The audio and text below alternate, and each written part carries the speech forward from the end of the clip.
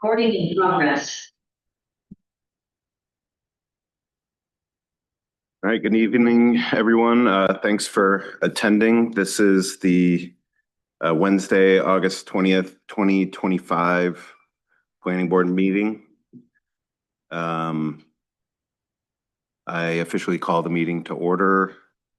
We'll start with the approval of the minutes from the July meeting. Did we have any comments, corrections? I think we accept the July 16th minutes as amended. I second. All in favor? All right, let's just get straight to it. Old business, we have Brady's application, Mr. Brady's application for the mobile home park.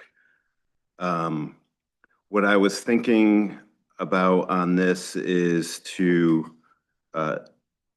do a couple of things. One, we need to determine whether or not the application is complete.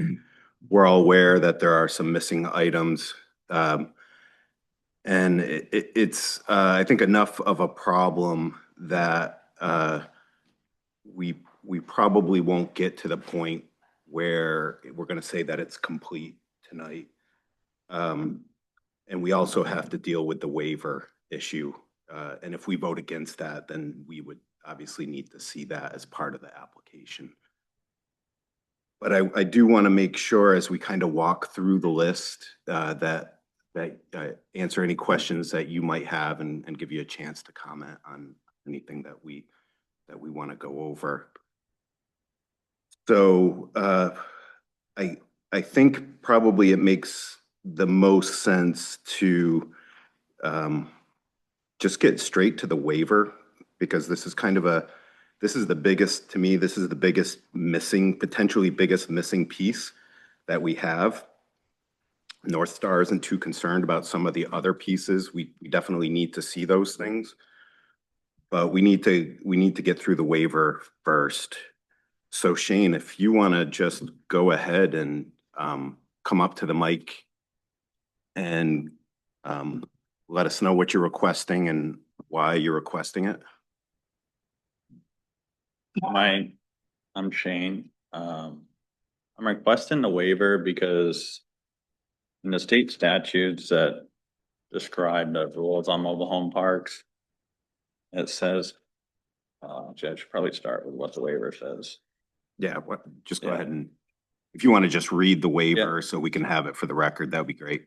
So this waiver is to not require visual screening in the buffer strips. The board has asked for a landscape plan that reflects compliance with section 807B 1-3 or 123. While this is in the site plan review process, it conflicts with the mobile home park ordinance. The town of Pownell has never requested that a minor subdivision have visual screening and or buffers. And then I've attached a section of the mobile home state statutes that say a municipality may require buffer strips not to exceed 50 feet, including individual lot setbacks along any mobile home park boundary which abuts land used for residential use. If the per acre density of a mobile home within the mobile home park is at least 2 times greater than the density of a residential development on immediate adjacent parcels of land, or if the immediate adjacent parcels of land are undeveloped, the maximum net residential density permitted by applicable municipal ordinances or state law. And then it just says no structures, streets, or utilities may be placed in the buffer strip, except their utilities may cross the buffer strip to provide service to the mobile home park. Municipalities may impose reasonable natural screening requirements within the first 25 feet of the buffer strip as measured from the exterior boundary of the mobile home park if the requirements are no greater than those of other residential developments. And my understanding of that is I don't think Pownell has ever required a visual screening for any residential development. I know they have for site plan review, like the power station, the natural gas station, I think it is, and then the new greenhouses, but those aren't residential. Okay, that's fair. Does anybody have any comments on that? Sadie? Yeah, I just want to make it clear that though that's not in the other ordinances, buffer strips are explicitly in the mobile home ordinance in Pownell. And the state ordinance actually says that a municipality may require buffer strips not to exceed 50 feet. The portion that you just cited was about the first 25 feet of the buffer strip. So I think we're just talking about two different things here. I'm also very curious, Shane, as to why you're requesting this waiver. So tell me about like what's going on that this particular issue is something you're asking a waiver for. I'm not opposed to having visual barriers, but I don't want to have a plan. That's pretty much what it amounts to. And I know you're allowed to have the buffer strips, but the second part is the visual screening, which is the first 25 feet of the buffer strips. So we're still allowed to have the buffer strip. But it appears that as this, as the state statute, my understanding of the state statute is that we can't impose screening requirements that we don't impose on other residential developments in that first 25 feet.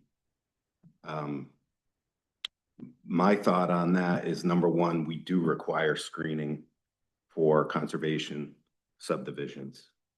And the reason that we do that is we're compacting houses closer together. We're trying to prevent these houses from impacting the unique characteristics of the town of Pownell. And so that becomes important, and that is a residential development, and so is a mobile home park. As So that's important. It's true we haven't imposed it yet, specifically screening, but we have imposed buffer strips up to this point. So we do have in the ordinances provisions for screening for residential developments. The other thing that I wanted to talk to the board about, and I'll be interested to get everybody's view on this, is Shane is right. This supersedes, as it stands, this would supersede our, my understanding. This would supersede the ordinance requirement as it's written. However, potentially, but we do require for other residential developments being conservation subdivisions. But if we go back to the subdivision, the minor subdivision ordinance, there is a provision in the ordinance where the development can't have a negative impact on the aesthetics of an area. And so while that's entirely subjective, and this is why I want to get the board's view on this, we're talking about a piece of land that is currently a field, an open field, and we're talking about dropping 4 mobile homes tightly compacted into the middle of the field. And certainly that's going to have a visual effect on a road that's well traveled through the center of Pownell.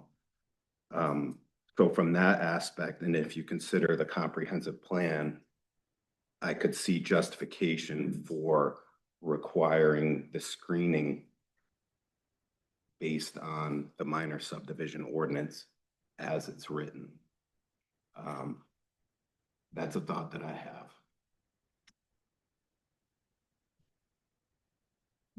I just wanted to add another element to that, and that is, and because I am in agreement with what you're saying, Todd. I also noticed in the driveway permit, they're saying property owner will keep trees, brush, limbs, and vegetation trimmed, looking in both directions, and so on. But you were talking about sight distance, so that's another important element of this, because we've seen the fire chief's thoughts on the traffic coming back and forth. And so whatever we do require, I think we also have to think about being able to see traffic coming both ways.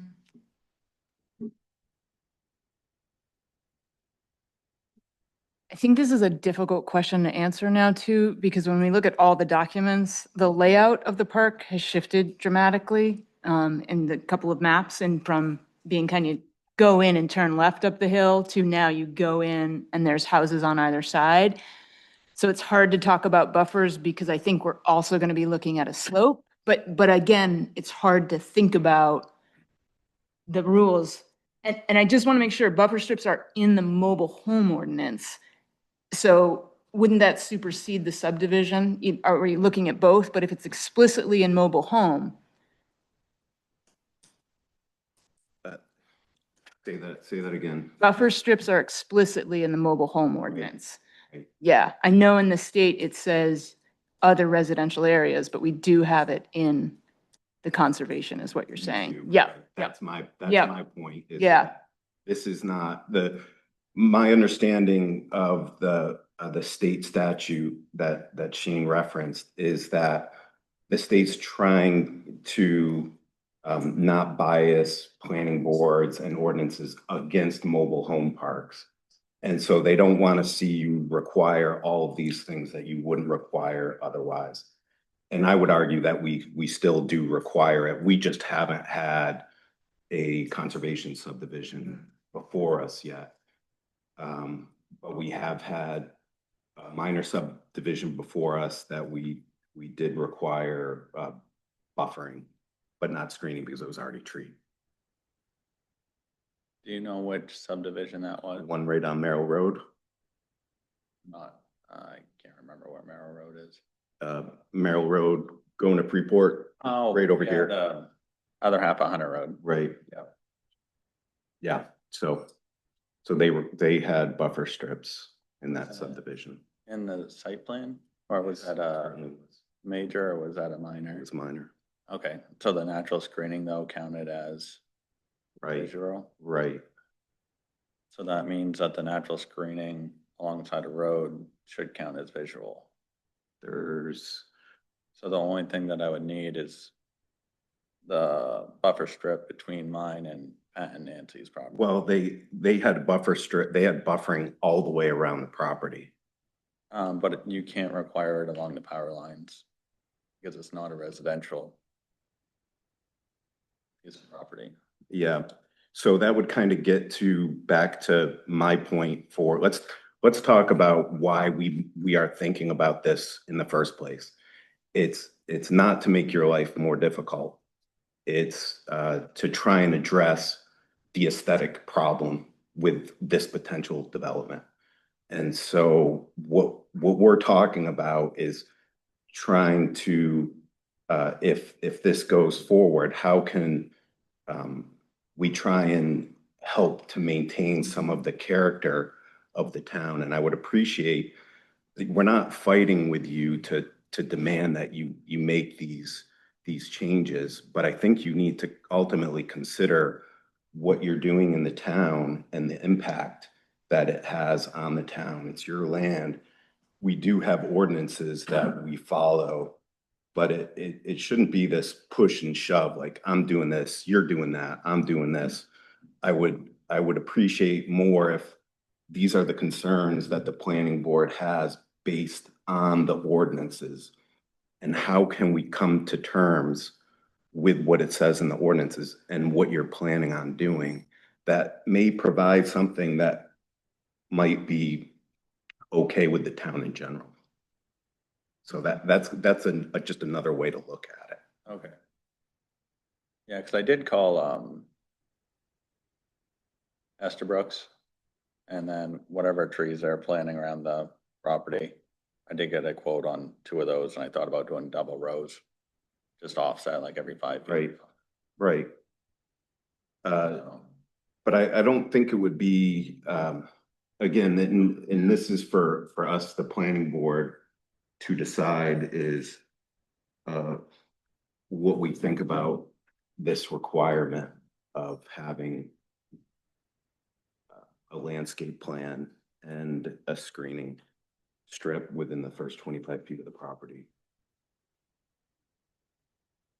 I'm kind of in agreement, I think, with what was said, that this seems to be consistent with the ordinances to have a visual barrier of what's in the ordinance, and this is a denser building area than is typical.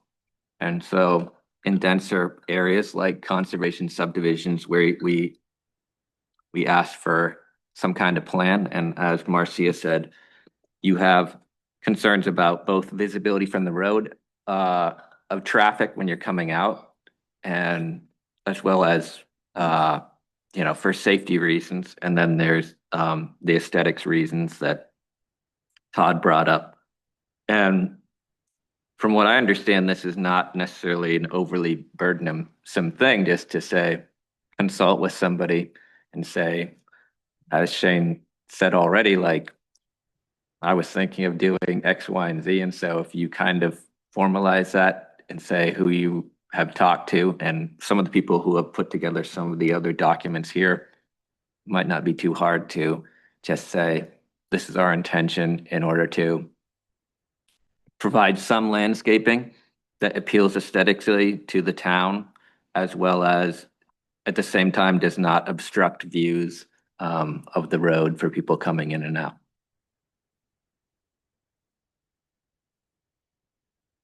Yes, Marcia. I know it's burdensome to have a plan, but unless it's on a plan, it can't be checked by the CEO to make sure it's in compliance. So I don't think it would be too difficult for Estabrooks to sketch something out for you. And I know Tom, in his wisdom, had wanted a landscape architect to do the plan. But I think that might be, we can scale that back a little, but at least have some drawing with plants on it and how you're going to plant it. I know there is a row of trees on one of the maps. Well, with the point of this conversation, you're asking us to waive the need for visual screening. Right, and I still would like to move forward with that, even though that discussion. Yeah, Just that's fine. because there's almost physically no way to screen this. Yeah. Because of the slope, because of the angles and the hills. Like, you're gonna have a row of 2 to 4 foot trees, and they're gonna look out of place for 25 years. Yeah. And it's gonna look, I think, more tacky to have like all the same row of trees and visual screening and not have it fit in with everything around it. When we ask for a plan, we aren't saying specifically what has to be in the plan. Right. You could raise those points in the plan and say, we considered X, Y, and Z, and that's why our plan is to do A, B, and C. And so judging what is the content of the plan is a later step. We're just we want to see that you have all the pieces, and then later we will judge if the pieces actually fit their criteria. But, as I've said previously, the idea of having some piece of paper submitted that is labeled your, plan for this aspect does not seem overly onerous to me personally. Right. And where you feel the need to put screening or not put screening, that's up to you to submit that. think we could probably go ahead and take a vote on this unless anybody else had any other comments. So, based on this, I move that we deny the waiver to not require visual screening in the buffer strips. John, do I have to read? I don't have to read that whole. It's accurate. 4. I have 4. Yeah, because the previous waivers. Yeah, it was. It was originally 4 and then we changed it to 2. Well, is it 2 or 4? I've got 4, but I don't know when in the process this kind of. This is the applications to. Okay. How many waivers do you show in your books? Okay, 1, okay. There's a couple of the books were amended this afternoon, I believe, to show additional waivers. Were in paper packets and then put them in the books to make it easier to. We really need to make sure that all of this stuff is accurate. So I'm not gonna use the waiver number. Mhm. I'm gonna use what the waiver says so that there's no mistake in what it is that we're talking about. I move that the waiver to not require visual screening in the buffer strips is denied. Second. All in favor? Okay, so that will go on the list. And then I think you talked to Ben earlier about some of the groundwater issues, and it sounds like some of it was clarified, and there's a couple items that still. Yeah, so there's a discrepancy because in the first North Star planning review, it said that it wouldn't produce. Let me find it. So if you go to the June 11th one from Sam Pikes or Peaks. It says on page.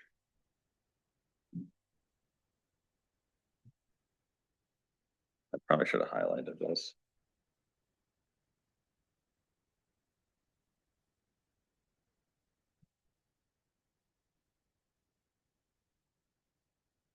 Findings of facts, water and air pollution. It says that the amended subdivision will not result in water and or air pollution. And then what's missing from the plan now that E and F is part of water and air pollution. So what we're really looking for and what is not in here, and this is a requirement from the mobile home subdivision, is especially considering that you have a single site, and this is, correct me if I'm wrong, Tim, on this, but because you have an offsite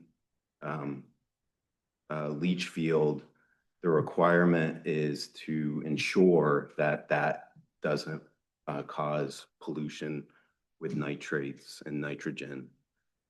And so we just need to see that evaluated, and that's part of the groundwater stuff, and that's what our requirement was from the last, regardless of what Sam said in her memo. Okay. That was on the list of items on the checklist that we gave to you the last time, was all of that stuff. Right. Yeah, and that one must have got missed on the. Yeah, so that would have fallen under the bullet point 3 on the outstanding submission requirements. Yeah.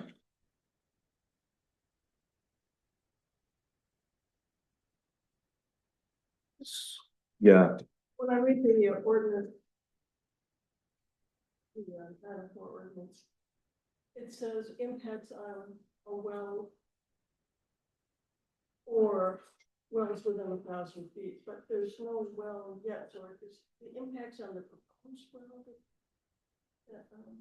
This is looking at. My understanding, and again, I could be misunderstanding, is that it's not only the wells locally on the property, but it's wells in general in the area. Is kind of the way I'm reading that.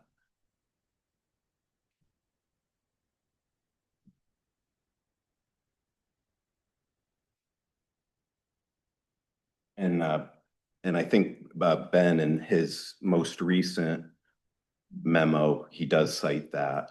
Right. So I'm gonna go with Ben's most recent, and that was on the checklist as well. Yeah, and the checklist was a little confusing because it flip-flopped back and forth.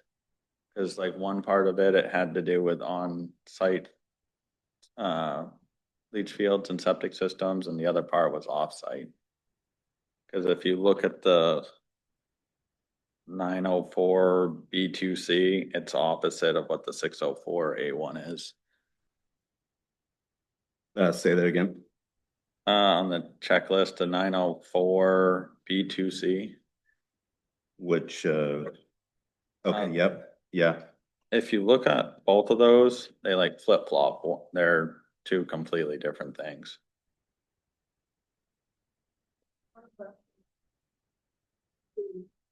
For a high intensity soil survey. Down to an acre of an acre, which I don't believe we have.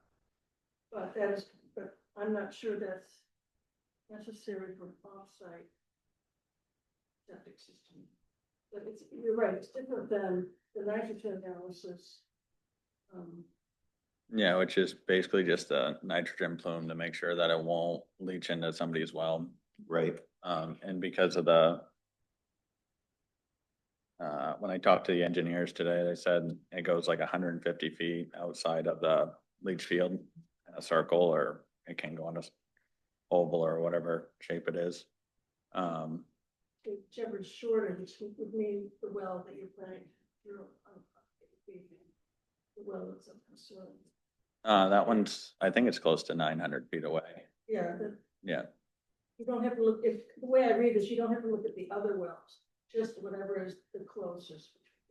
right. And it's within boundary too. Yeah. It's closer than. Yeah. And it's within home.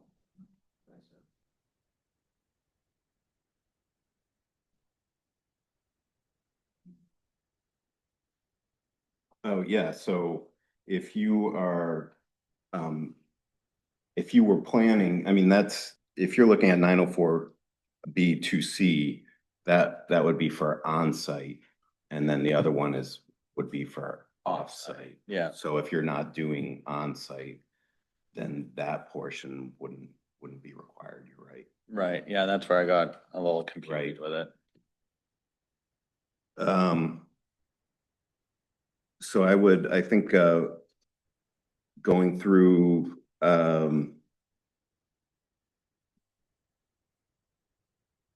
Ben's, submission requirements. He has, 604 A1 E and F.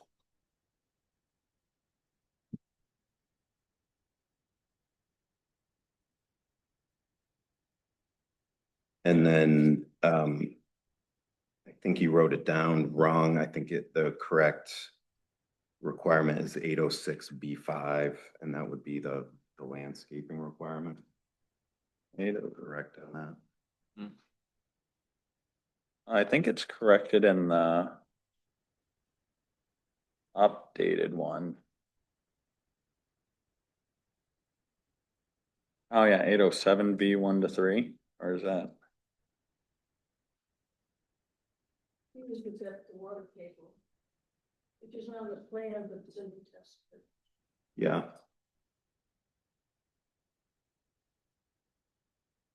And D is the water quality, which we had as well. Yeah. So that is the nitrogen analysis. And F the location, the disposal system. We have the wells on the plan. just there was some disagreement between one of the applications and the location of the septic and some plans. You know, Yeah.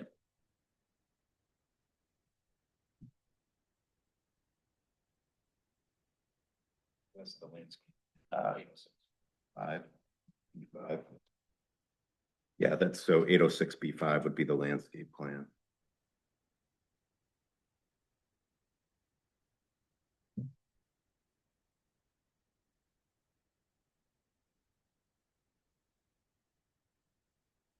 Uh, the other thing I wanted to point out as I was reviewing the actual application itself, and I think you'll probably want to clarify this.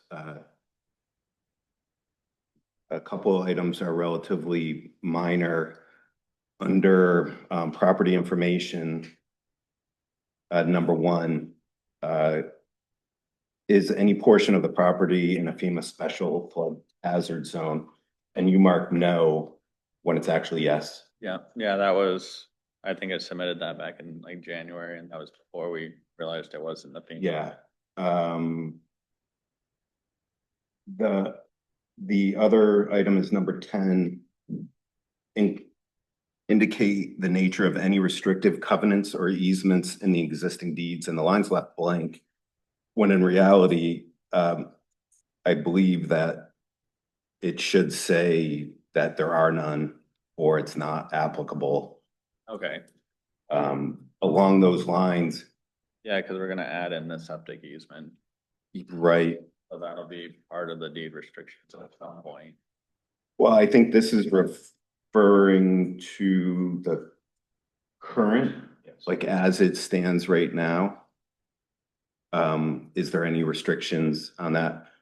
And one thing I wanted to ask the board for thoughts on is it was part of the Gardner subdivision.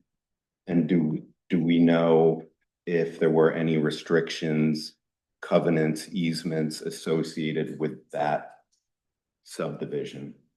And is it important to find that out? I think it would. Because it was part of a previous subdivision, it was probably just to divide some lots, but if there is an easement in that subdivision, that might be something worth knowing.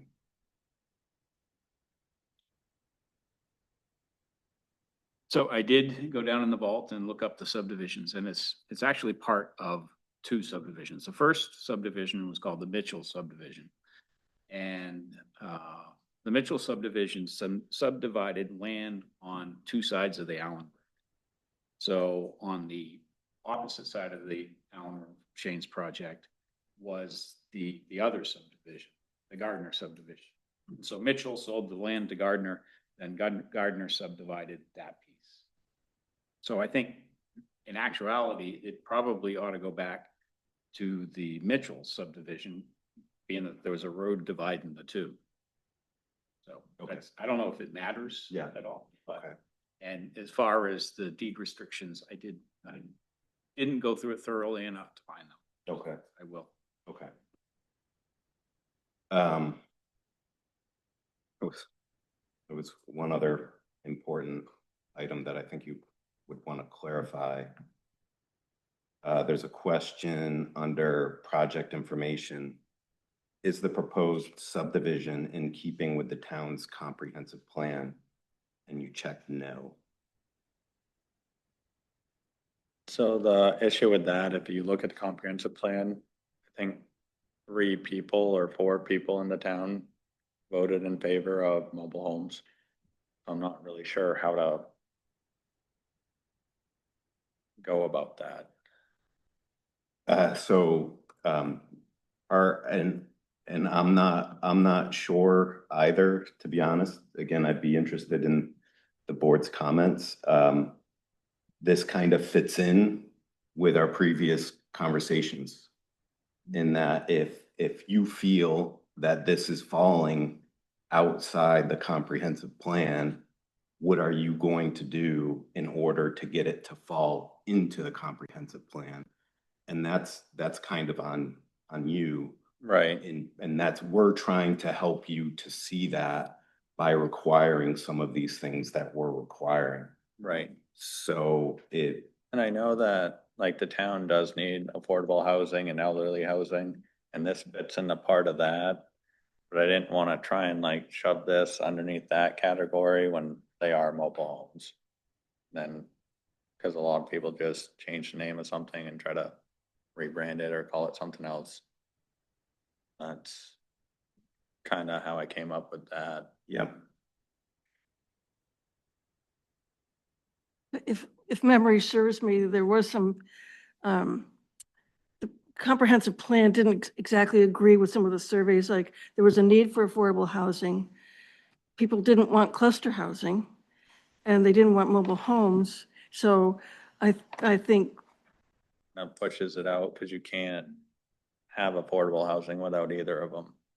cluster housing, Yeah. right. And so I think it could be agreed that there's a need for affordable housing in the state.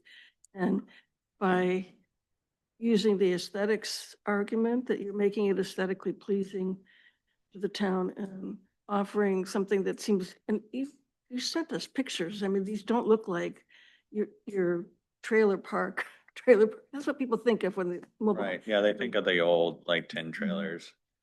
Right. It's like everybody I've ran into basically brought those up. Hmm. And they haven't been around since like the 70s, but they left an image, I guess. Right, so even a statement that says, between the aesthetics that you're considering and the fact that these are very much close to being what you would call manufactured housing that's in line with rural character. Right,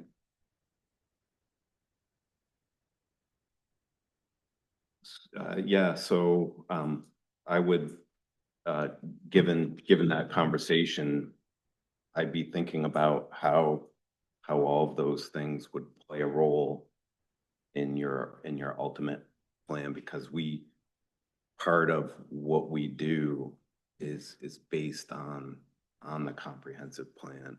And so any development that's like in the ordinance, it needs to fit in with the comprehensive plan in one way or another.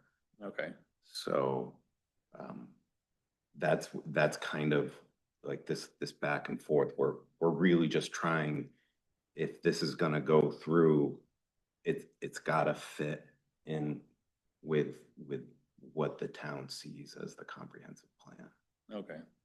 So, Are you guys all right with me changing the application before next meeting? I think I would, Okay, because, as it stands, that's grounds for us to deny the application because it doesn't fit with the comprehensive plan, okay, in my view. And so you need to make it fit with the comprehensive plan. And I think that would be your job. okay. Does that make sense? Yep. So I would resubmit this application with the corrections that we just talked about. And then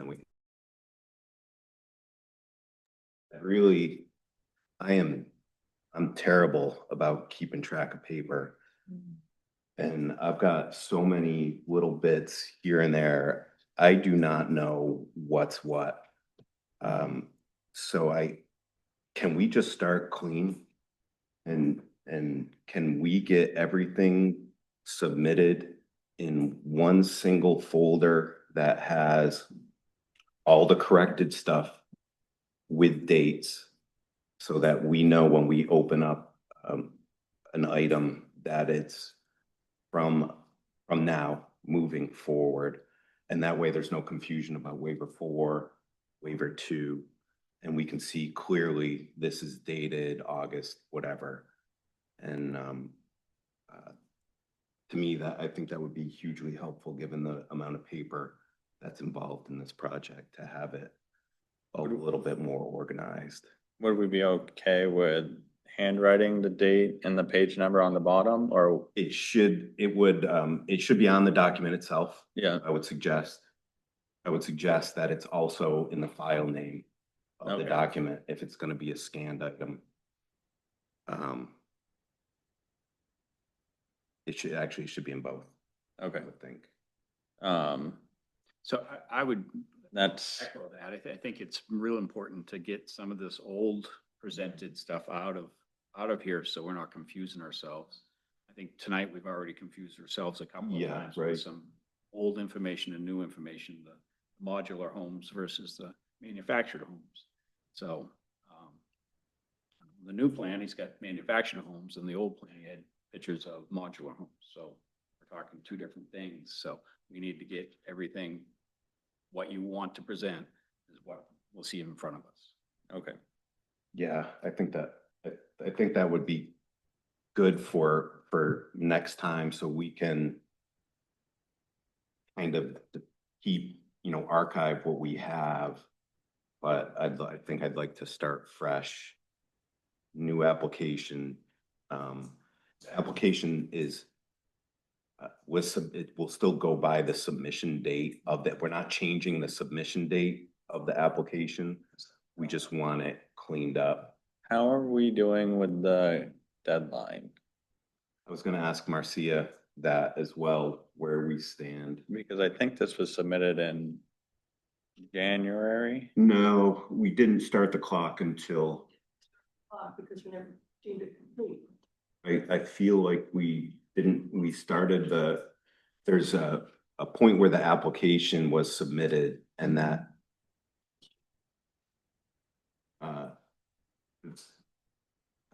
when we accepted that application, Well, the application was first submitted in February 26th and then resubmitted June 25th. right? And is that the meeting that's the meeting where we took over from Tom? And Gave them a new checklist. gave him a new checklist. But I don't recall where we were clockwise. We'll look into that because that was one of the questions I had and I couldn't find an answer. We need to know. We can look back in the minutes. March 26th. Yeah, I see March 26th. It was, Yeah, because that's when we got the original checklist. from- 4-unit mobile home. That's when we got the original checklist from Tom. And then when we swapped from Tom, but was that the March meeting? yeah, That was the March meeting that we did that?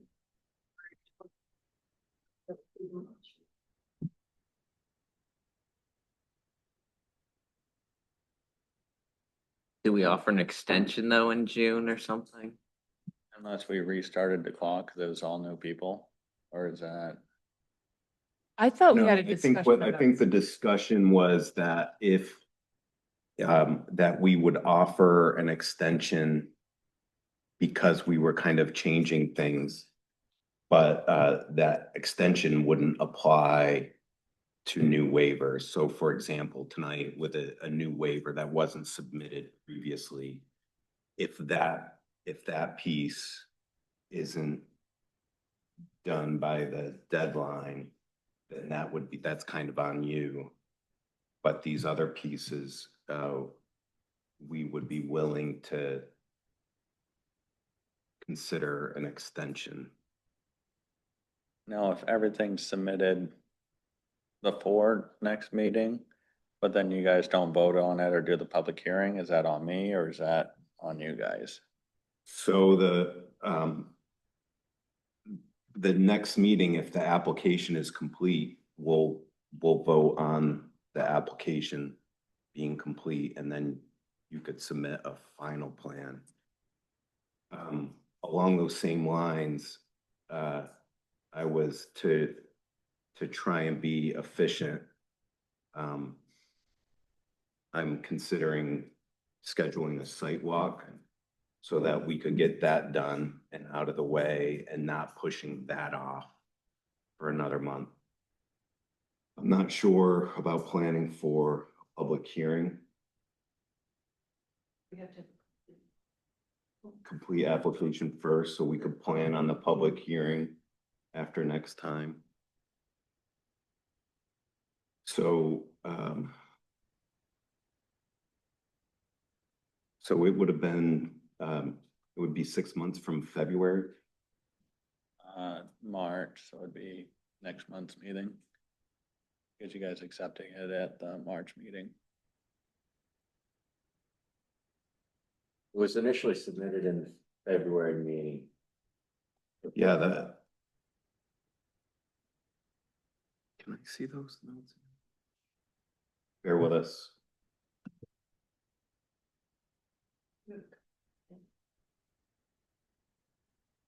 Yeah, 'cause I think the date on the application was,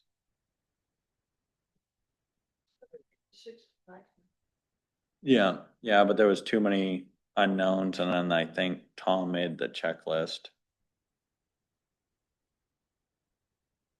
And then I think the March one was when you guys accepted the application.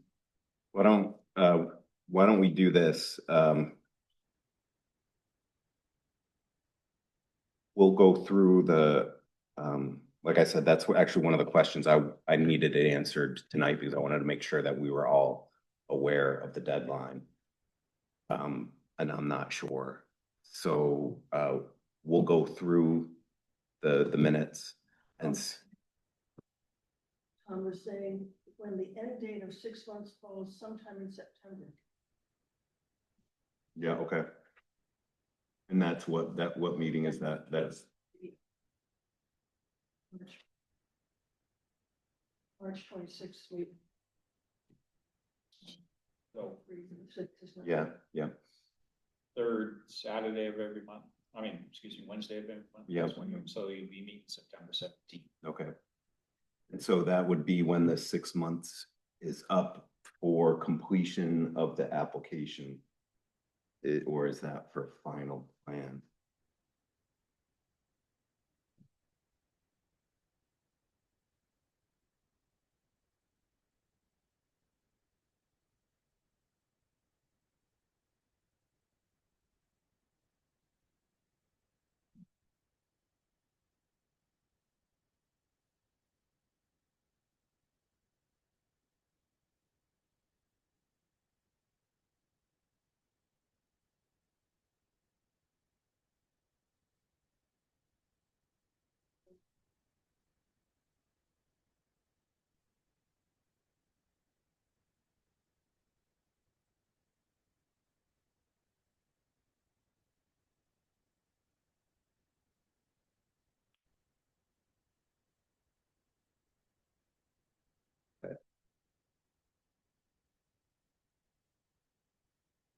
It's, And then we have 45 days after that to approve. that's the final plan.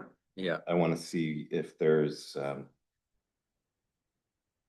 mobile home subdivision's ordinance is gonna take precedent over that, but I don't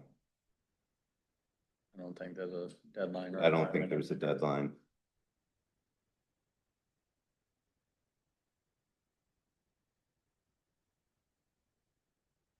I'm looking at an email from Tom and it says the 6 month window is for the final plan submittal. Yeah, But that the applicant can ask for an extension. Yeah, I know the only thing that held me up was the driveway entrance getting changed. Cause I know there was a few concerns from the town, so it slowed the state down like 3 or 4 weeks. do you want to request an extension? Do you guys think that I need one? Uh, I should have everything completed next week from the engineers. So, we haven't, we don't even have a completed application yet. So, if you, you can't submit a final application until we have a completed application, which we do not have. And we haven't even spent any time actually talking about the application for you to make any adjustments on a final plan. Because while we're gathering information here, I haven't even talked to you about any questions about the documents that you've submitted. None of us have, and we all have questions. It was just a letter from the fire chief today. I don't know if you saw that yet. Yeah. So there's a ton of questions that we actually have about the proposal. It's not just submit the application and you're ready to go. It's submit the application. Is the application any good? Is the project, does it meet the ordinance requirements? We haven't talked about any of that yet. So that's not gonna happen. Okay. So you'd probably want to request John. an extension.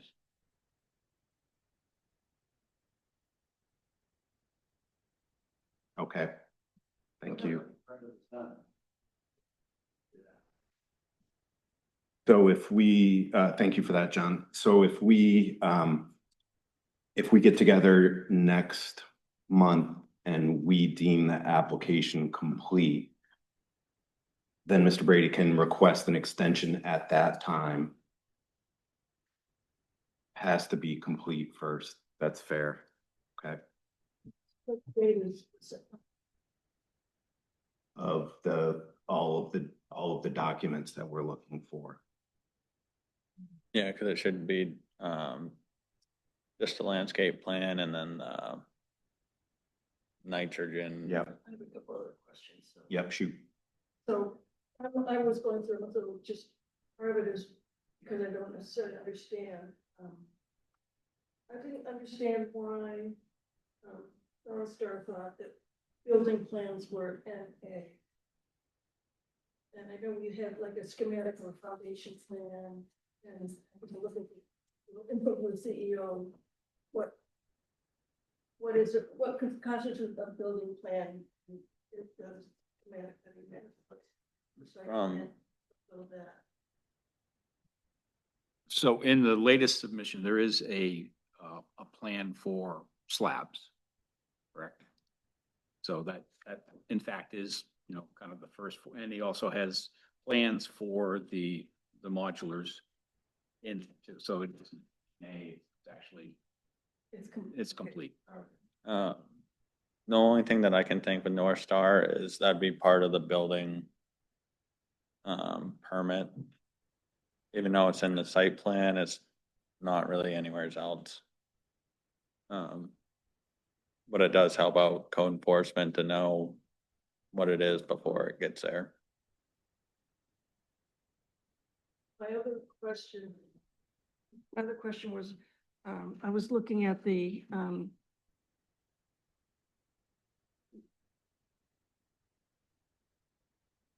groundwater conveyance plans, and I think we're supposed to have show there's a retention pond, and then the plans show the flow, but is there a drainage ditch or something? I really wasn't sure if everything is on the plan that is involved with the flow of the surface water. Yeah, so if you're looking, What I meant, surface water. if you're looking at that, it's basically just gonna follow the natural line of the hill down.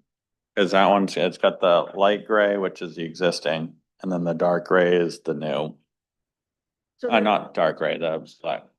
there's no ditch or anything, it's just, No, it's just all gonna naturally flow down into the retention pond and then it'll go in that culvert and then dissipate.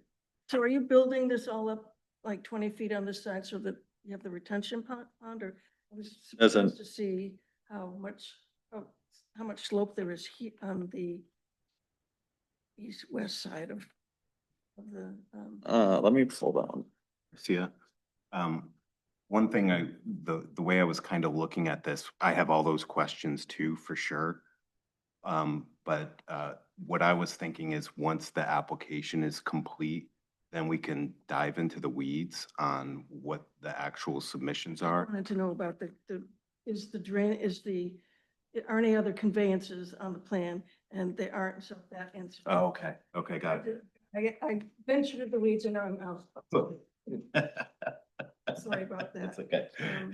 And then I'm asking Tim, there's the cut and fill operations is what's in the MDOT driveway permit that fulfills the cut and fill? Or do we have a plan of cut and fill that it meets this requirement? I think again, that's something we'll have to go over when we're reviewing the plan, not the submission. Well, I mean, it has to be part of the submission is what I'm saying. And I don't think we have that yet. The cut and fill for. So it says the copies of cut and fill operations on site with road and driveway profiles, minutes of planning board dated March 26th. That is plan that you just looked at. That's it. Okay, all right, okay.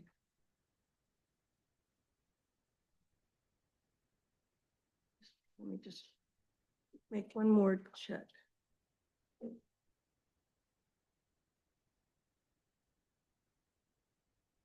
And I also didn't see and usually you don't see at this point, the erosion sedimentation control plan, North Star checked off. I think That is not in. Yeah, so that will be, it's a standard thing.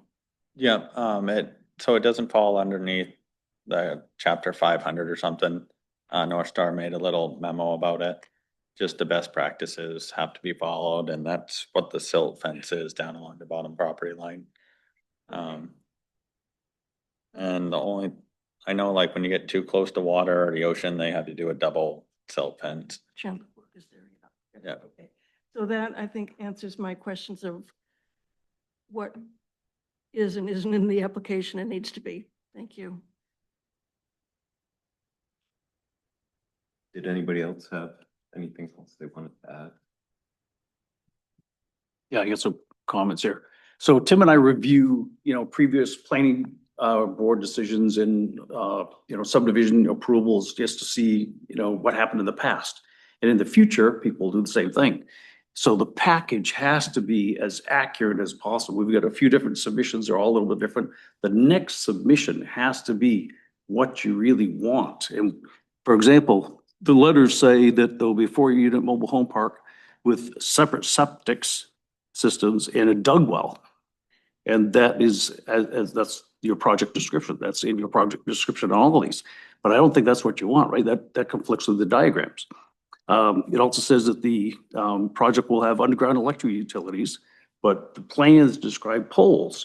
There's just many things that conflict. So the next package has to be what you really want, not a mixture of what you wanted 6 months ago. It's got to be accurate. I agree 100%. So with regards to the power lines they are gonna be overhead until they get to the pole by the house, and then they go underground under the slab. So it's a mix of both, I guess. Okay. I just Make it clear on the plans. Yeah. And then, And also, for example, in many places on the diagrams and many of the documents show Joyce Brady as the owner, but the owner is Joyce and Jessica, correct? Joyce is the primary. So, But she's on the deed, Jessica. yeah, Anyway, I'm not a lawyer, but An extra agency. letter Yeah. From, yeah, I added that just Yep. because it was recommended by the code enforcement and planner. Okay. but you don't have to come here again and say the application's incomplete. So do everything you can to make sure it's complete and accurate. Agree, 100%. so is the applicant, who is the applicant? You're the applicant, I'm the applicant and I rented it off. the two owners. Yeah, They both signed that. yeah. And I know the driveway entrance permit, the state has a copy of the deeds, but they only issued the permit to my mom, which was Joyce. So I don't think that's a big issue. Because if the state would have issued it in one name, then it's kind of I think, again, I agree with Bill, that it needs to be as clean as possible so we can get this through. So I think it's in your best interest to make everything as accurate as possible. So, For example, some of these documents will be reviewed by the lawyer and they might say it has to be in her name. We aren't lawyers, so we don't know, but I'd make it as accurate as possible. Could that be done as a minor change or a punch list thing for the final plan, or is that needed for completion? Go ahead, John. Very good. Sure. Your deed, where I don't feel anything of clear title to this property. Search or any covenants. Covenants have to be declared by that. So you better make sure that that stuff is tied up. Okay. I just want to say one more thing. But town really has an interest in getting this process moving or denying it. You're in danger of having to get a reapplication to be proposed upon. Change so much. So it's really important that you get this stuff together. Use the town resources to help you. You gotta get it together. You gotta impose 2003. Okay. Not too bad, I'm trying to say. Trying to echo the board's desire if you could clarify everything. Okay. Yeah, the biggest change is because of 11% grade. 'Cause it- You've got your directions. Yeah. for it. Shouldn't move right on to use this, the application. Yep. Okay. I don't, oh,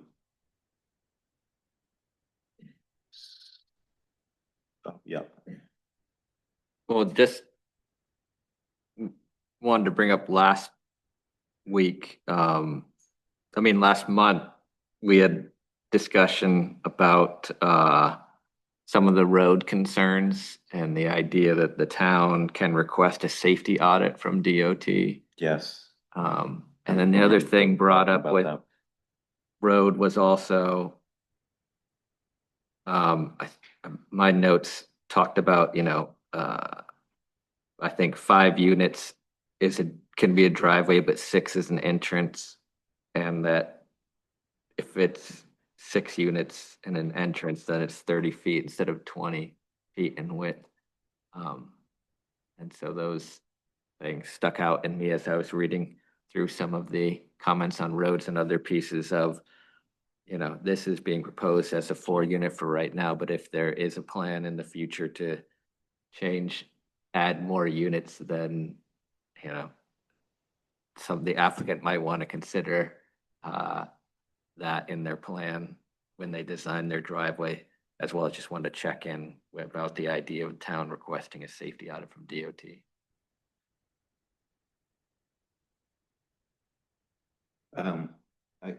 I think I still have to say that we don't even have a completed application yet. Yeah. And it's hard for us to, and we don't know if it's gonna be completed. He's gonna try. But I don't know if it makes sense to push on these items until we have something that we can actually work with. And that's my thought. I don't know if anybody else has any thoughts on that. I think we really need to see the completed application. And then if we need to see additional items, have consultants, then that would make sense because we're actually starting with something that's complete and it's real. Right now, it's not really real. We've spent a lot of time on this already. But I think Orion's point is if you go down one path for a 4-unit subdivision, you may be not able to then create a 14-unit subdivision. You go down a certain path. So I think that's why the application needs to be clear. Yeah, for sure. And because if you end up not having enough room for the driveway, the entrance for a 14-unit subdivision, then you would have to go back to the drawing board, I guess. I know there was a issue with that when I was talking to Maine DOT about it. And with doing the stormwater runoff and the site plan and everything else, that's the required documents. They need to turn it into a road instead of a driveway. And that's why they bumped it to 14 instead of 4. So it already meets the current standards and safety guidelines for a road entrance. And it's permitted as a driveway, but it's all set for a road if it ever gets expanded in the future.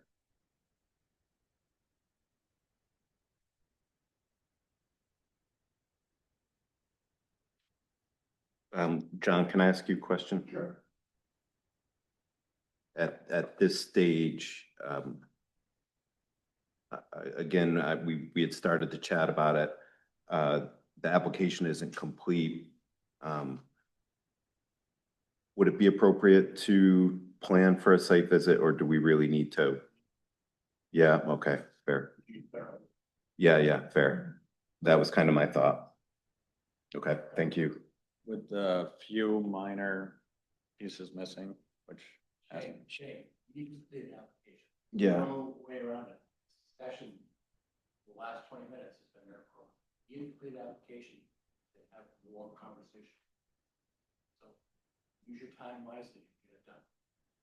I agree, 100%. Okay. So I think we're done with that item and we'll move on to the next item.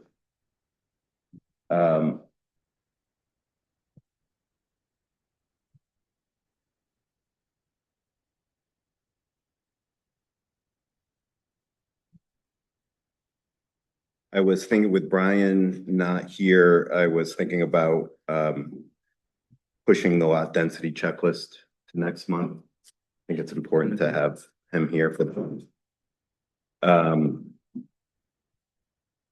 next item is a draft road safety assessment checklist. Actually, before we dive into that, sorry, guys, did we tortured you long enough? Any comments? I don't want to torture you anymore. Comments from the public? Try to make it brief. Russ Allen, 939 Elmwood Road, directly across from the field. Yeah, the big thing here, I guess, is still there's no sense saying too much because what I keep hearing is the application isn't complete. So I don't know how the process has even started without a complete application. This newest drawing, Shane brought me one. You know, you can wait to an on-site, but I live on the property and it ain't even drawn right. My driveway's not in the right place. The pole on my side's not in the right place. I don't know if the footages on his property are right, but where it's showing a pin, there's no pin. And I can go on and on, but maybe that's later too. So my well is probably within 70 feet of the boundary of that property. I'd love to have, I'd rather have the town do it than Shane. And Pat Malone's is his is under 200 feet also. And yet they're not even shown on this plan here. I know Pat, I've talked to him. He has arsenic and uranium. That Mary Sudine, I've talked to her, she does. I know mine was high in salt last time I ever did it. And my flow's not good. But anyway, they're not even shown on the plan. I'm trying to see a deed show up that describes that whole thing. I keep seeing the piece he got from Pat and Nancy Malone, but I would want to see the description of the whole 3 point whatever acres. And I haven't seen one. I don't know if it's here and I haven't got a copy of it or, so there's that fact. And then as far as whoever owns it, you know, Shane's representing, I would like to see them signatures notarized. I just don't like, I look at signatures and I'm seeing two different signatures, and I'm not a signature expert. But if we get them notarized, no more argument about, who owns the property or whatever, but all the paperwork you're getting is signed by his mother, his sister who's in Florida, but nothing's notarized, and I think maybe they ought to be notarized. So I want to thank you very much for what you're, trying to get this mobile home park right. Because we know it's getting better, and I don't know why we're calling them modulars, because they're not modulars. They're mobile homes with wheels and axles, and they will be there with wheels and axles. That's what's on this plan. The modular's gone, so we're talking mobile homes, which this is a mobile home park, so that's all good. Okay, Thanks, Russ. thank you. Anybody else? Okay. We'll move on to the boring stuff. Oh, yeah. So I guess I tend to think of a surveyor signing a plan as being fact. Yes, So I would agree. so I don't know what to do with that. But I always think about things that the only person looking out for you is you. And I think Russ's point is well taken, in that just because we see the thing come across our desk doesn't necessarily mean that we should trust it completely. I don't know how to read deeds. That is not my gig, for sure. Go ahead, Brett. I was just gonna say, I was a notary for a number of years in my work. Excuse me. If I didn't stamp it, it didn't happen. And I don't know, I think that that's actually a really good point too, to be honest, to have things notarized. I don't know that we've had that requirement before, but maybe going forward, that might not be a bad idea, especially when we're talking about permission to build on a piece of property that isn't owned by the individual that's actually building the thing on the property. I don't know that we can do anything about that right now, but I think maybe moving forward, that would probably be a really good idea. I don't know if we can have Shane do that right now. I'm just thinking about permits I've seen come across my desk, and I haven't seen notarized signatures. Not that it isn't a good idea. Yeah. That's something to definitely think about. The new authorized agent letter that is on the panel website right now does require everything to be notarized. Okay. And I suspect that Shane would be open to having everything notarized. He had mentioned it before. Okay. So I could tell him. I guess that would be, I can't make him, I don't think, because he just left. I don't, and that hasn't been a requirement of ours up to this point. So I don't feel that we could make him do that as part of the submission. But if he could do it or would do it, I think that would be Yep, I'll check. good. I suspect that it probably is a requirement, just that we haven't been doing it, but Yeah. I would think that these things would be a legal requirement. I know when I built my house, Ginny, she insisted that I'm building a ADU on my own property. I had to have, she required me to notarize it. And she knows all the laws really well, but either way, I'll point it to him, and I think he'll be receptive to having those notarized. Okay.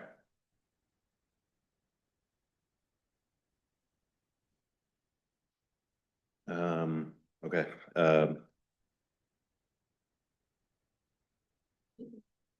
Draft road.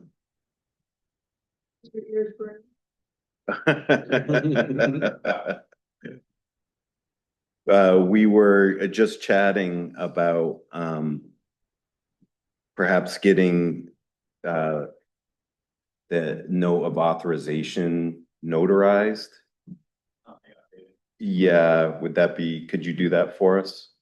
All right, I'd appreciate that very much. Do you want the manual authorization letter? Yes, the new form is on the website. Yeah, that would be great. Thank you. Okay, draft road safety assessment checklist.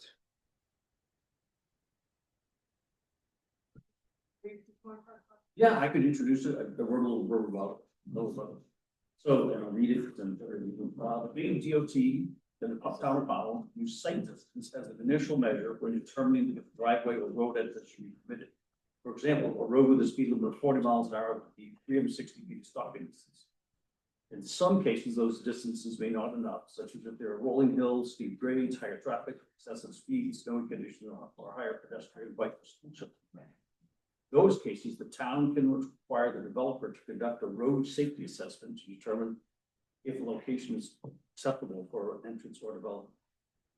This draft road safety assessment that you had, a combination of information from federal highway safety audit guidelines, the Maine DOT safety resources, National Safety Council, and National Highways Traffic Safety Administration. Maine DOT can conduct a road safety assessment, but Maine DOT says that they are not resourced to conduct our road safety assessments, and that is the developer.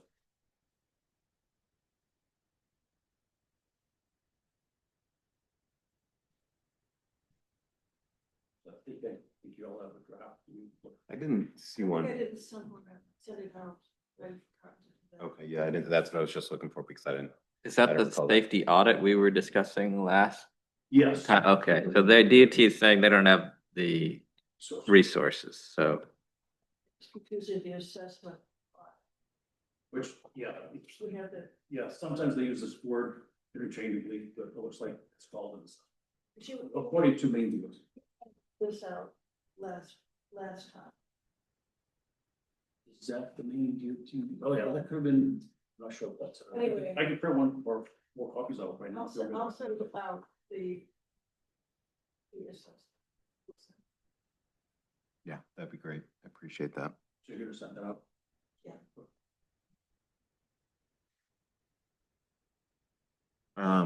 Yeah, so moving right along, the CEO update. Do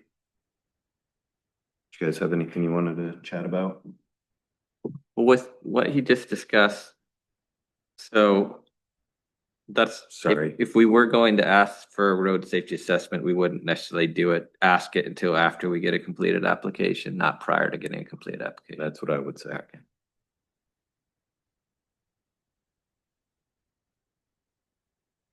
So we did receive another subdivision request for you.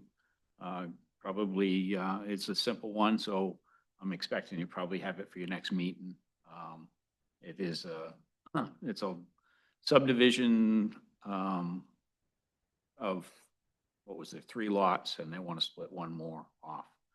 So, and it looks pretty easy. There's not enough road frontage, so there will be a road involved. But a surveyor did bring in a plan today. So he thinks he'll have everything ready for the deadline for the next meeting. Okay. And other than that, I do have an example of ordinance suggested changes that I've been working on, and this is just a few of them. Sure. Deadline for new business is today. For the next meeting? Yeah. For For new business. Okay, Okay. so it's not gonna make it. So it'll be October. I'll have to break that to him. We have some flexibility sometimes. We do. Only if we don't have anything else on the agenda. Yeah, maybe. So these are just a few things that I've jotted down over time. I've got more, but I don't have them really refined yet. And, these aren't cast in stone. So this is just kind of the things that I noticed. Bill actually brought it up to me that, he questioned whether we need 300 feet of continuous frontage, because it actually does not say so in the ordinance anywhere. But it's always been, the policy or the practice, I guess you'd call it.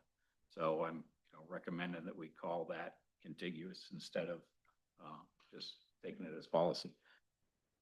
That's a good addition. So on mobile home and mobile home parks, we don't have a lot of criteria for aesthetics. The state does allow some things. They allow you to have pitched roofs and residential like siding and some foundations and stuff like that. So I think that's something we ought to be thinking about adding into the ordinance, because now that the state has mandated that we allow trailers wherever a single family home can fit, we're gonna get more of that coming forward. So, accessory dwellings, the state has changed our rules again. And basically, I don't, we have time to change this, but I think in the next town meeting is the time to change it, is you cannot, we cannot require that the owner live in one of the dwellings. So that has to be taken out. And also I noticed when I was reviewing it, it doesn't specify that all the dwelling units must remain in the same ownership. So in other words, somebody could sell a building without it, with it being on somebody else's land, like a condo or something like that. So I think if we want to avoid things like that, we need to put it in the ordinance that we spell it out. It has to be in the same ownership. And under site plan review, what did I put in there?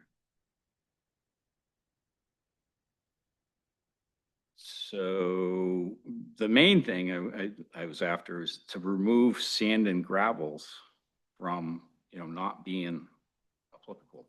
I think that, I don't know why we would leave sand and gravel pits out of site plan review. Well, I have a question about even the normal agriculture and what that entails, as we had a whole thing about the giant greenhouse being normal agriculture, and some people may not have felt that it was normal agriculture, that it was a giant structure that should, have some review.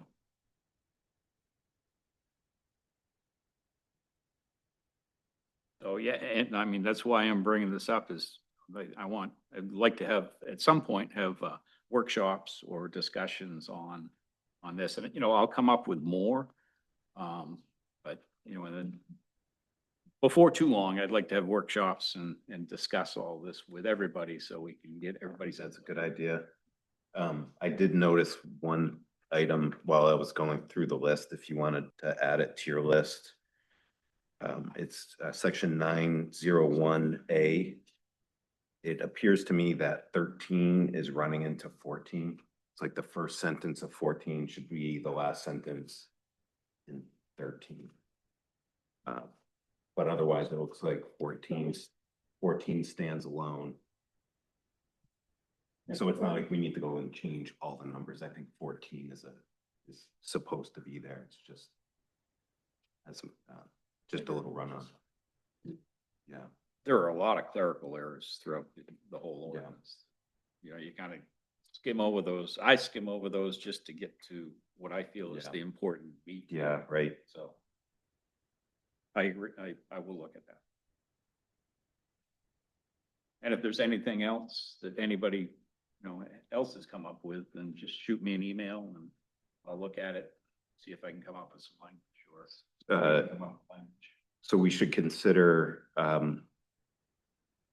maybe doing a workshop at some point to give us plenty of time to put things together for June meeting next year.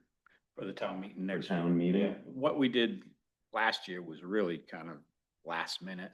Right. We should have had, we should take a lot more time than that. So, Right. You know, if we start working in September, October on this, you know, Yeah. maybe put it in the agenda for 15 minutes. And we can do that, like, if you want to really, if there's something that you really want to spend some time on and just do it in smaller bits, we can definitely make the time to make sure that that happens. And we can add it to the agenda in such a way that everybody has the information ahead of time. And then we can sit down and have a real conversation. Or the other option would be to just knock it out in a workshop like you were talking about, and then plan a public hearing. We would need a public hearing. They were March. Yeah. Right. They have to be in advance. There was some more in which comes out. Yeah. So I'm totally open to either way. Okay.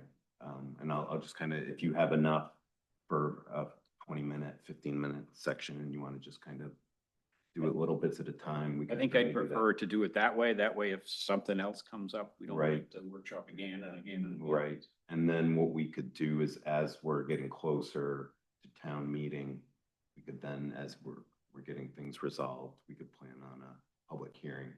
Yep. And get the select board involved and all that. Tandem with the warrant meeting, so it worked out really well. There was just one. Yep. session. John, I assume you don't have an issue with us going through and making those changes? Okay. When do we need to get the select board involved? Okay. So we'll keep you posted.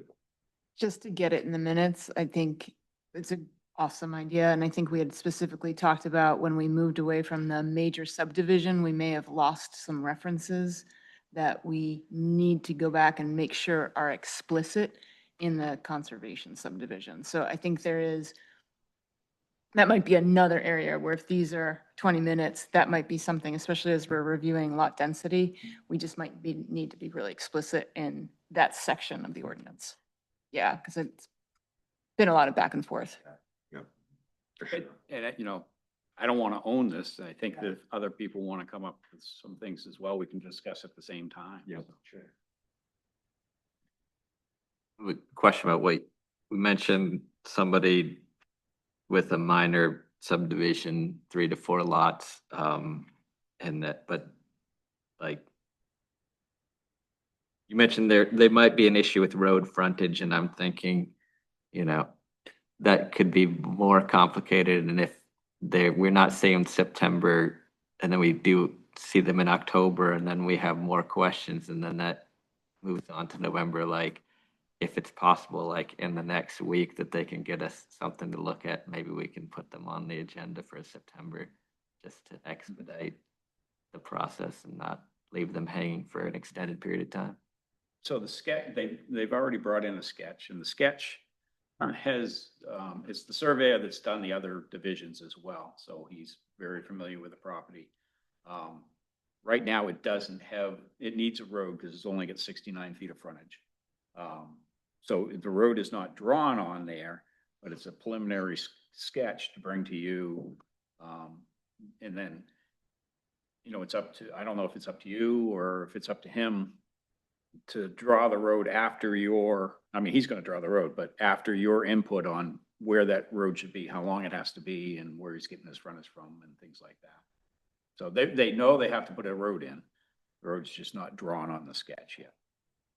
So I don't know if you want that drawn on the sketch before, because it is the preliminary, so. I mean, to make it go faster, it might be better for them to have that drawn on first. I would say they should put a road on, so we have something to look at.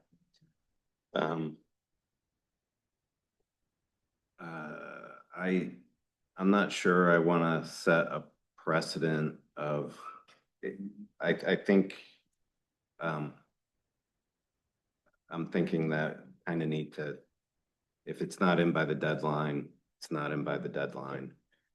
And it's like, I don't want to be the jerk, but that's the ordinance. And they just have to wait. The deadlines are posted on the website. It's not Yeah, right, so. It can wait. So just a question on that. I don't know the answer to this. Is it because it's a revised subdivision? Is that something that's still a new subdivision request? I don't know the answer to it. So, again, I'm unsure. I think we would need to look at that. Seems like if it's the first time coming before, it's, you know.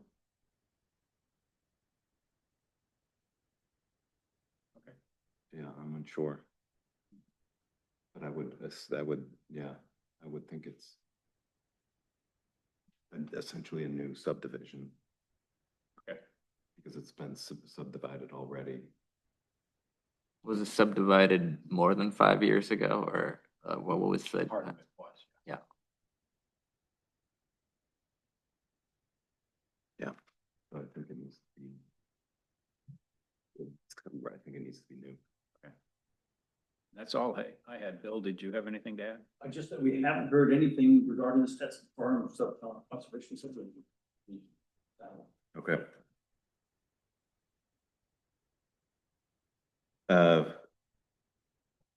The fee schedule, public hearing and new fee schedule. Give a brief update on John, and I'm sure could give a much better one, but first of all, there are new impact fees published on the website. And there was a public hearing because the impact, I didn't know a lot about this, the impact fee ordinance disseminates those impact fees when an application is made. And sometimes those impact fees don't get spent because there isn't a project that falls in the right capital expense that falls in the right categories. So the plan is to have a public hearing to discuss how to better frame the impact fee ordinance so that we can be more sure of spending those impact fees in an appropriate manner. And if anybody wants to add to that? John, do you need to add anything to that? Okay, well then, never mind. Anyway, there will be a public hearing to talk about how to best.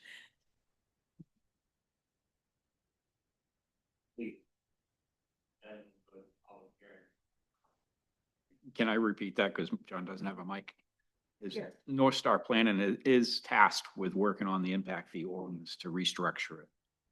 And, once it happens, it'll go to public hearing and it'll go through the same process that any other ordinance. But as we're looking at projects, coming up with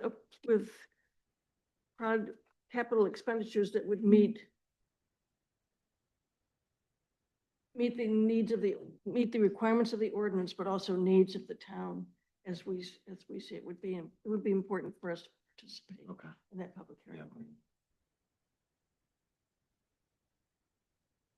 And that is all to be determined at this point.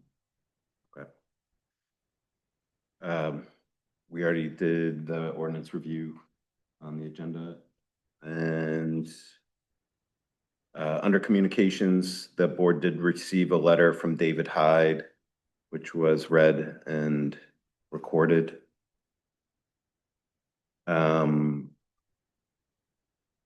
Is there anything else that any board members wanted to bring up at this point? Anybody out there have anything left to say? Yes, John. Communicate. September 17th or close to it. Meeting, will be held, there will be meeting / training / potluck. For all boards, town employees, will be over policies, freedom of information, sexual harassment. Everyone's gonna get together, dinner, we're gonna be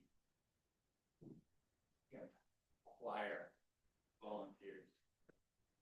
Much appreciated, so we get it out of the way, we haven't done it in years, so. We're- 17th, I think. And another big attraction is that the town through Freeport Community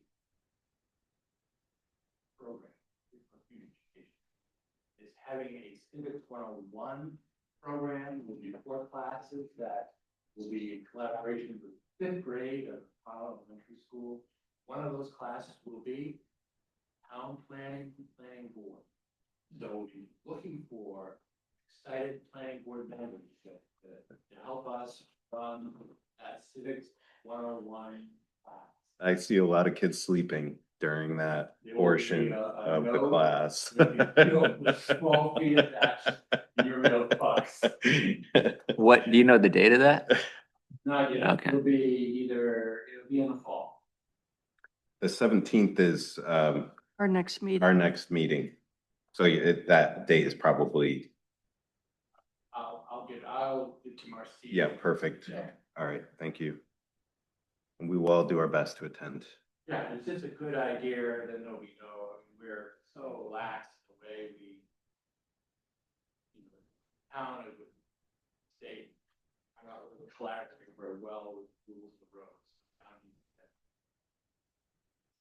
Okay. Did you state your name and where you live, John? Just, Would you come to the mic? by the way, I will be not at the September 17th meeting. Agenda for next month. Can I add an article for discussion? Oh, yeah. Yeah, it's, and it honestly, this most recent, project has kind of sparked it. And I'm wondering if, as we're emailing as the board, if we should be making a practice to link to documents that are posted, because as your emails get just very hard to negotiate, then we're all looking at one spot. And I'm not sure if the town is in a place yet where they can do that for us. So as we're reviewing the Brady subdivision, and we have so many documents floating around our emails, I'm just wondering if we can clean up that process a little bit. And I'm not saying anything, it's just, can the town do that for us at this point? Is there a way to clean some of this up because there's so many documents? Well, and I had asked our info person. Yeah. If we couldn't separate the submissions. And she said that Becky said they had to be all together. So everything is on the website. From the is, so the And old which stuff is is the not- new stuff, yeah. Helpful to any of us. Plus there's, they're all scanned, so they're very big. I'd be happy to, There is like what I do, and it's easy to share. It's Mhm. a Google Doc or Google Drive where you can set up a folder online. And then, and if this is inappropriate, John, for us to do this, you let me know. But one workaround, rather than depending on the town, I'm kind of doing it already anyway, just to organize these. I'm creating a folder within Google Drive, Yeah. and it's relatively easy to share that folder. And then people can move things in and out because we'd all be kind of owners. It's online, you don't have to download the stuff to view it. But if you wanted to print it, whatever, you'd have to download it. But that's a way to keep the town out of it and make sure it's getting done. That would be an option. we did try that with a comprehensive plan and there were a couple people who couldn't. Right, that's the downside. That's the Yeah. It's not a perfect tool Yeah, by any stretch. yeah. John? Mercedes, can you state the problem again? So I'll talk to Jaylene, our IT person. I just need to be clear on what the problem. Absolutely, John. So as we do our work on the board, Marcia is awesome in terms of sending us all of the documents, but then you have multiple emails. And in the latest version, we just have a lot of emails and then it's hard to see what's the most current and what is maybe a submission from, last month. So it'd be wonderful if instead of emailing these documents, there's a spot and we're responsible for going to that spot and seeing all the documents. Outdated ones are gone. And we're only looking at the documents that are current, the documents that are public for a submission. If you see Shane's Mobile Park here, and that was all emailed.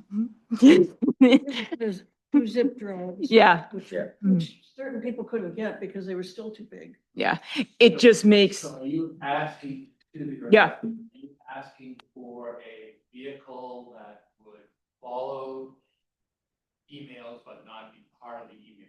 So in other words, you could email and refer to a, I don't think we can use what Todd was doing, right, but you'd be able to go to a reference point. There would be a link in those emails to that reference point, and that reference point would be able to interact with the email. right, like a Dropbox or a SharePoint. So there's, yeah, that would be, I think that would just clean it up for, yeah. Should have. SharePoint would be perfect because then because you end up Apple fighting with Google, fighting with. Microsoft. I know. No, that's always a Yeah. problem. So Like I said, Thank you. SharePoint avoids all that. But the problem is it would need to be maintained and up to date. Yeah, That's always the problem.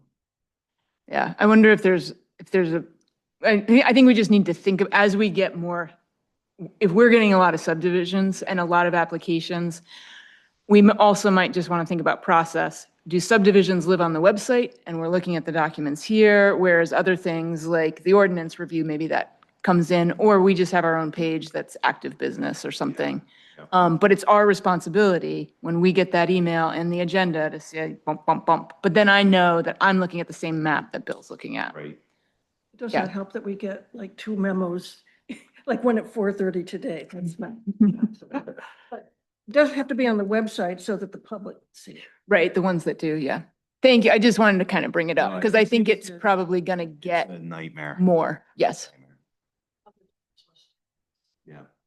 Yeah, I mean, in South Portland, they have board docs, this program, but also like when we have the calendar date for this, you can click on it and maybe you get a link to the agenda or minutes, but on that calendar invite or whatever, there's not like all the documents that we discussed today were not uploaded in an easy to find place. Like maybe on the planning board, there's a subdivision page and then some of the subdivision stuff, but like it'd be nice if it was uploaded to the subdivision page or somewhere when it's on the calendar, you have a link to those documents so the public can also look at them easily as well as the board members. One other thing with the website I noticed today, looking at the town of Pownell land use ordinance document on the website, I think was the June 2024 version. Now we have on paper the June 2025 version, but that didn't seem to be the document that's on the website. Yeah, we looked on the website this afternoon and both are there, Oh, but the name on one of them needs to be fixed. After you download it, it says working copy, so something's a little funky there. Work copy. It's not. yeah. So. I need to say something.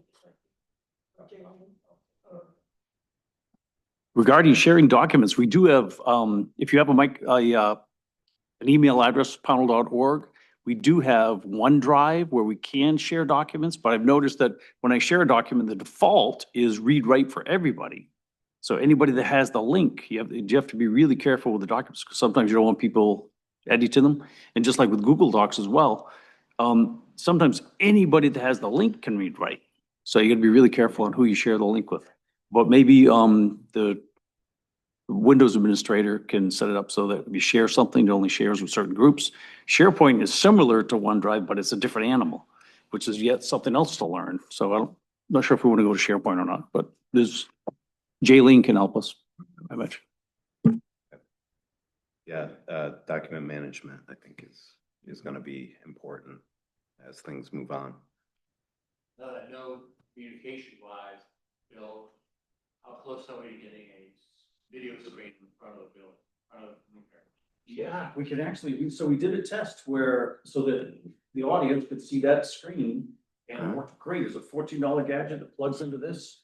And so, Becky right now is looking on at purchasing, the whole thing will be, on TV's like $500 nowadays for a nice high resolution screen. So it'll mirror all the laptop, that, and then it does it really nicely. It would be great to be able to post documents as we're going through. I think the resource of having, I was able to watch last meeting and it's amazing, but being able to see some of the documents, it would be able to share the documents with the audience. It'll require one power cord, that's it. Yep. Yep, obviously. Okay. I'll just say that anybody who had to watch the last meeting knows that Todd's much better at being the lead of the meeting tonight. Appreciate that, but I don't know about that. Okay, next month, the agenda for next month, under old business will be, Mr. Brady's mobile home park, and hopefully we'll be able to complete an application. I don't believe we have any other old business aside from that. Is that correct? Yes, not that, because there's still 2 weeks for them to get old businesses. The only project would be steps, yeah. Okay. Would a review of the road safety, the draft road safety assessment be considered old Yeah, at that point? would be considered old. I'd say that and the lot density, if we can. Yes. Yeah. Yeah. So road safety, Depending on what else comes up. yeah. I would like to try and get the lot density checklist done. I think that's important. New business, we don't have anything at this point. It's past the submission deadline, so we shouldn't have to worry about that. Also a newsletter that I didn't send anything in. Because you don't have to send it for your. Okay. Fair enough. I think that's it. I move that we adjourn the August meeting, of the town planning board. Favor. Thank you. Just did it, what you do on the agenda, just.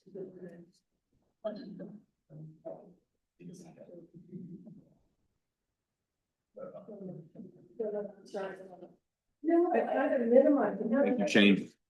Thank you. We'll see you next month, okay?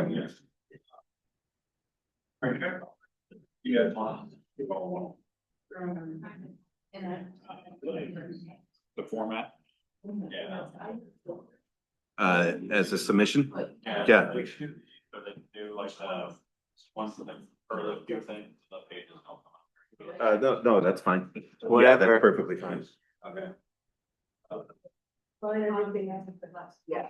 Okay. I kind of remember what it was. Do you want to keep one or do you want me to take a couple?